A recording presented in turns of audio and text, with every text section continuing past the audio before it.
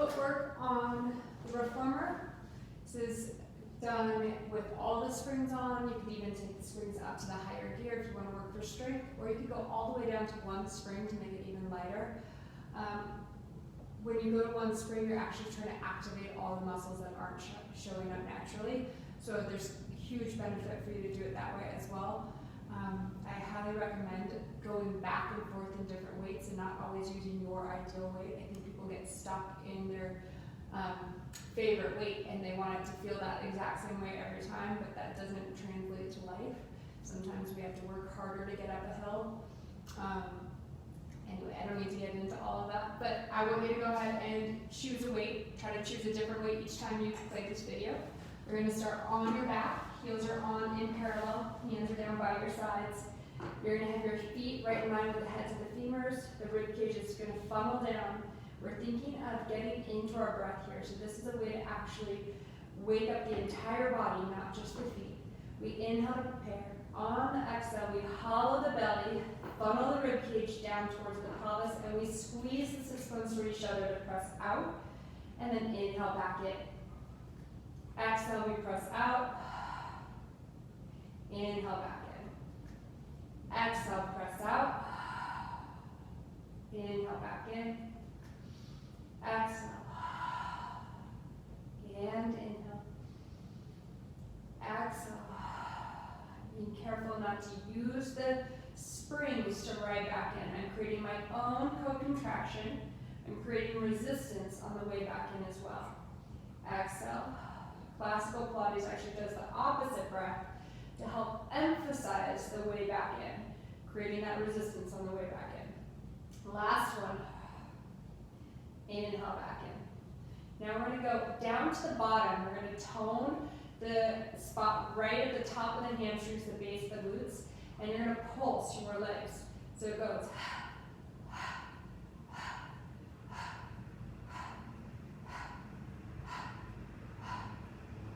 all the way straight for 10, and then all the way back in, creating that resistance. And then we go onto your toes. When you go to that lighter weight, like I talked about in the beginning, when you come back in on light weight, it's challenging. You actually feel the resistance. So please try that someday with one spring. Inhale to prepare. Exhale, pressing out. Inhale back in. So I'm making the sound. So I really funnel my rib cage down towards my pelvis and hollow my belly up and in. Inhale. Inhale.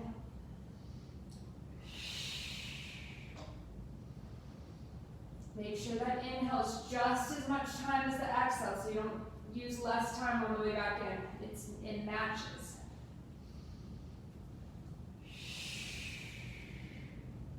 My heels are trying to stay in the exact same spot in space. I'm trying to create a co-contraction between the backs of my legs and the tops of my legs. I also have an engagement of the inner thighs. That's where you narrow the sits bones towards each other. And of course my glutes are toned as well. So all the muscles hugging around the femur bone. Last one, we come back to that same spot and we pulse.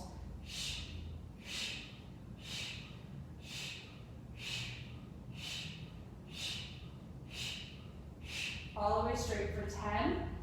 All the way back in and bring your heels tight together. You're in a Pilates knee, your pelvis is in neutral. Remembering to take an inhale in all 4 directions. On the exhale, we funnel the rib cage down towards the pelvis as we hollow the belly up and in. Again, we're not tucking to make that happen. Inhale to prepare. Exhale, pressing up. Inhale back in.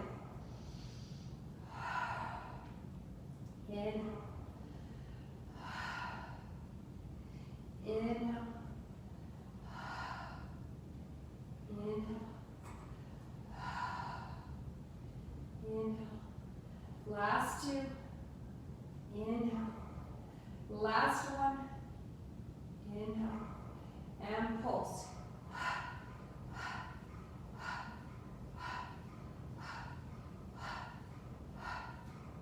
All the way straight for 10. All the way back in. and onto your heels in a wide V, feet are flexed. If you have tower bars, you want to have your feet on the other end. You want to feel like your feet are flat against an imaginary wall and they don't come off that wall, they stay stuck against the wall. I'm gathering my heels towards each other even though they don't move at all on the foot bar. They pull inwards towards each other. My sits bones squeeze and I press out. Inhale back in. Inhale back in. Inhale back in.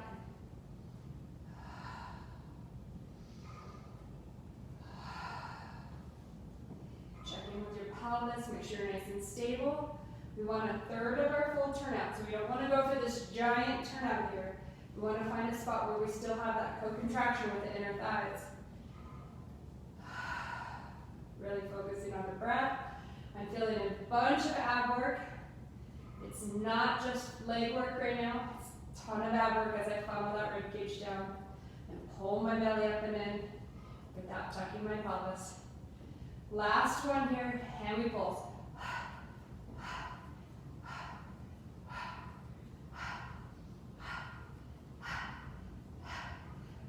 All the way straight, all the way back in. Onto your toes, heels high.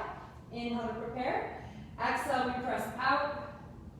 Inhale back in. Exhale out. Inhale back in. Exhale out. Inhale back in. You can check your pelvis. You can check your drawstrings so they feel even. Does one side feel bigger or more open than the other? And in. Keep your heels perfectly stable. And back in. Exhale, press out. Create that resistance.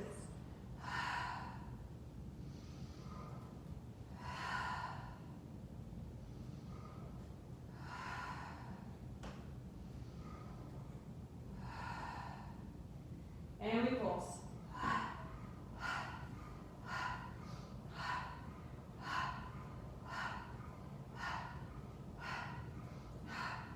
All the way straight, all the way back in. Now, this is added, you don't need to do this, but here in Jackson Hole, we get so tight and strong in our IT bands, and are bound up in our IT bands.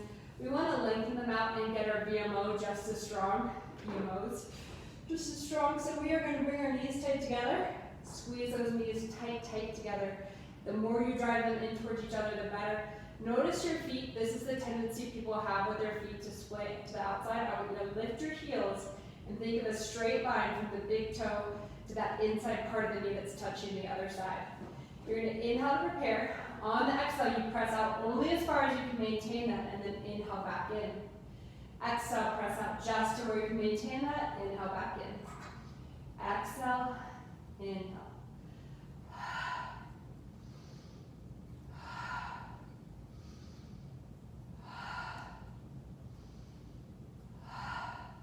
So our pattern is 10 slow. We're going to do the pulses just like we did on everything else. But we're going to do the pulses at the very top of the movement versus the bottom. And we stay out there, we hold, we pulse. It goes 1, 2, 3, 4, 5, 6, 7, 8, 9, 10. Come back in. Bring your knees tight together, your feet tight together. Take your hands to your belly. Make sure your belly's staying up and in. You're going to inhale to prepare. Exhale, press out. Again, play with the weight. On one swing, this feels very different. Drop the heels under and press up. Under and press up. I have your feet tight together because you're working on your own. And I want you to notice, are your ankle bones touching here? Well, then they should be able to touch up here. So if you have to roll your ankle bones away from each other to go up, that means that you're taking the weight out from the center line and letting your feet roll to the outside. We want to correct that here. Down and up. 5 and up. 4 and up. 3 and up. 2 up. 1 up. Bend your knees and come back in. Take your feet up and over your foot bar. Separate them out and like you're going to roll your legs in and out like so. Good. And then I want you to think of your feet being windshield wipers. You're going to roll your feet to the right and to the left, to the right, and to the left. And then you're going to flex your feet and do all of that same work. In and out, and windshield wiper. What you're trying to do is find connective tissue that's bound up in the calves, and you're trying to break that up a little bit. Okay, at this point, we're going to make the weight lighter because we're going into single leg work. Again, if you're working for strength, you're going to go on the heavier end. If you're working for learning to stabilize the pelvis, you're working on stability in the leg, you're trying to fire all the proper muscles in the leg that don't show up when you're doing other heavier exercises, then you're actually going to go lighter. Generally speaking, Pilates, we want to end on the lighter side of things because we're trying to wake up muscles that we're not able to get to when we're doing our more high impact work. So we're going to go probably about to half of what you had it on for before. And then we're going to come back down. We want to remember green springs are the heaviest. The reds are a little bit lighter than the greens. I'd almost say 50%, maybe 75 to 50%. And then it goes blues, and then the yellows are the lightest. So now you come back down onto your back. Your heels are on in parallel. Your hands are down by your sides. You're going to take an inhale, and on exhale, take your right leg up to tabletop. You're going to squeeze those sits bones towards each other. We press out and back in. Now, single leg work is really important because what happens in the pelvis at the top of the movement, a lot of times we're going to see this happen. We want to keep the pelvis perfectly stable. So put your fingertips on the top of the ASIS, which is the front of the pelvis. Take your thumbs, put it at the base of the ribs. Notice the distance between the two and don't let that change. As you exhale, press out, inhale back in. Meaning you do let your ribcage funnel to your pelvis, but you don't let one side hike relative to the other. So you're staying even in your distances, in your drawstrings on both sides. We have 5 more here. And in. 4. And in. Thinking about tracking that knee right over the middle toe. Thinking about squeezing the sits bones toward each other. That right leg is still active. Good. We're thinking about toning the hamstrings, the quads, the inner thighs, and the glutes. So everything is working to hug towards that bone, that femur bone. And last one. Just like before, we're going to come back down to the bottom and we're going to pulse. I'm going to make these a little more dynamic just to show you a different variation of pulses.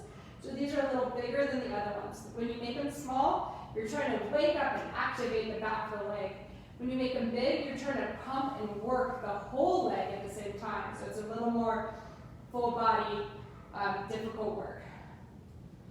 So we switch, and even the switch is an exercise. So as you place your right heel down, you're checking your pelvis, making sure you're even, and then you take your left leg up. Inhale back in. Inhale back. So then you go through all the same foot positions that I taught you with all the feet on, all 2 of them.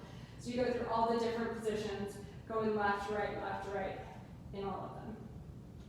Including that VMO one at the end, and including calf raises, but please go lighter on the weight, especially if it's your first time doing it. And then at the end of this, where you pulse,